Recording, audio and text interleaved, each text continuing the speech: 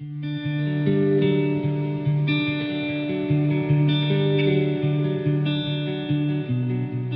been thinking a lot lately about when I was young. Of course, I have a lot of time these days to think about it.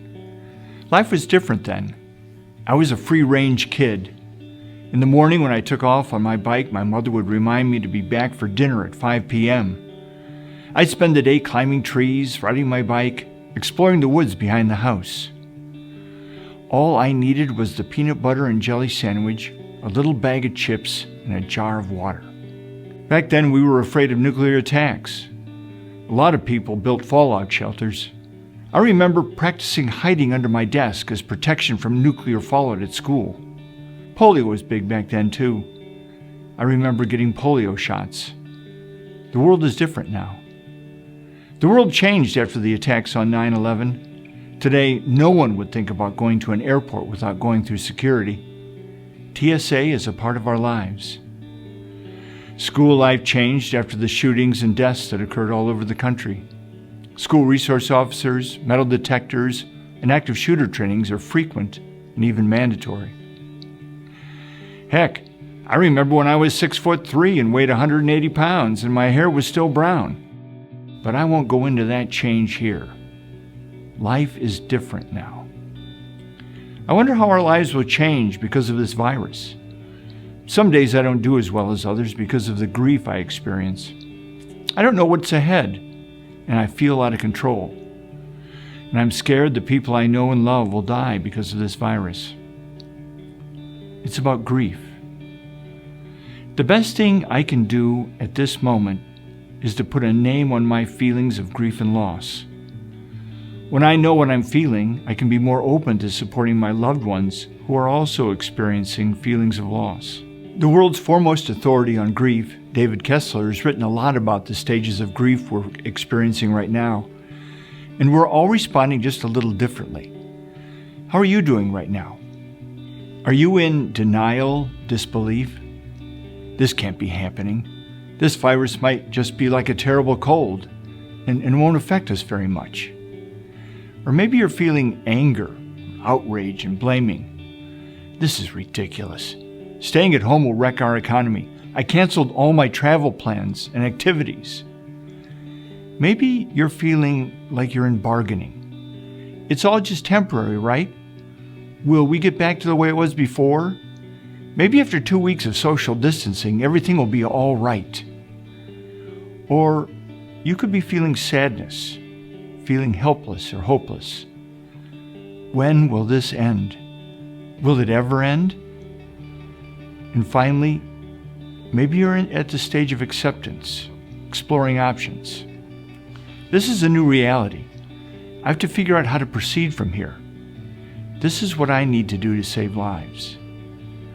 According to Kessler, it's in the stage of acceptance where my power lies. I wash my hands, I wear a face mask to the store, I keep a social distance, I work from home. The first step is to recognize and name what I'm experiencing is grief. Am I in denial or anger, or have I moved to sadness and acceptance? Emotions need motion. If I name it and feel it, then the feeling can move through me. The work now is to name and accept what I experience in this moment and let it move through me. We want to run away, look for someone to blame, pretend it isn't that bad, hide our fears and anger and sadness, but none of that is helpful. What is crucial is to look, to name, and then to let it go. Then we're not victims. The world is changing, life will be different, but it's not all bad. Let's take a few moments now just to practice a bit of mindfulness using the loving kindness meditation. So first, make sure you're in a comfortable position where you can sit upright and yet relaxed. And settle into your posture. Notice how your body feels, the sensation of your feet touching the floor, your bottom touching the cushion, the weight of your arms and your head. Then allow your attention to move outward to sounds. What sounds do you hear? Just let the sounds arrive, the sound waves entering your mind and body.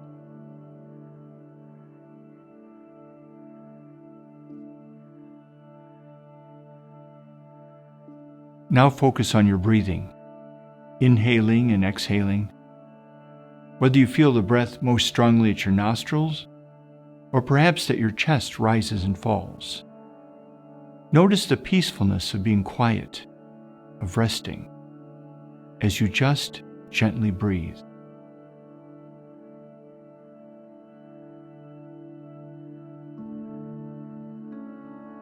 Try to get in touch with any worry, fear, anxiousness, anger, or other concerns you're feeling right now. Put a name on it.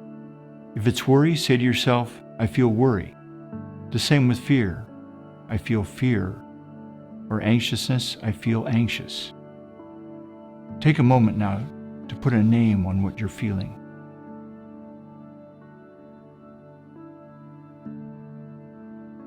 Try to locate this emotion in your body. Perhaps it's a tightness in your throat, a heaviness in your heart, tension in the shoulders. Just allow it to be there. Instead of resisting feeling these natural feelings that arise, just notice them. What am I feeling? What are the emotions in my body?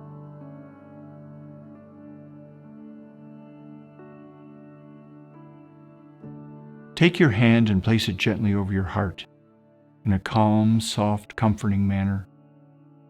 You might even want to rub a little soothing, reassuring circle. See if you can sense your heart right now.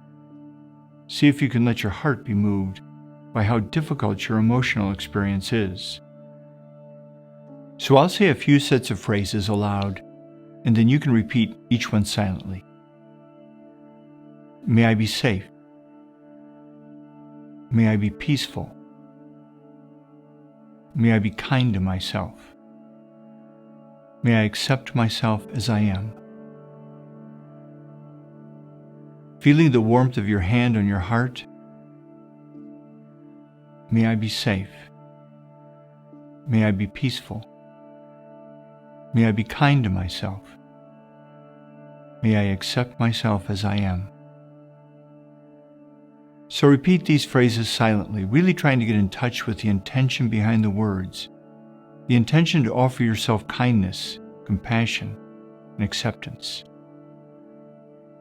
As your mind wanders, which it will inevitably do, just refresh the phrases in your mind. May I be safe.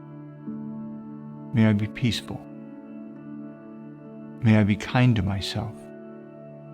May I accept myself as I am.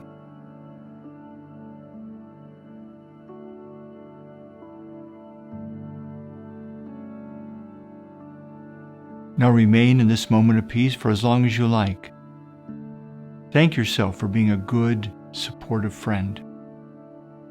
May we all be well and safe, happy and free. The Spirit in me honors the Spirit in you.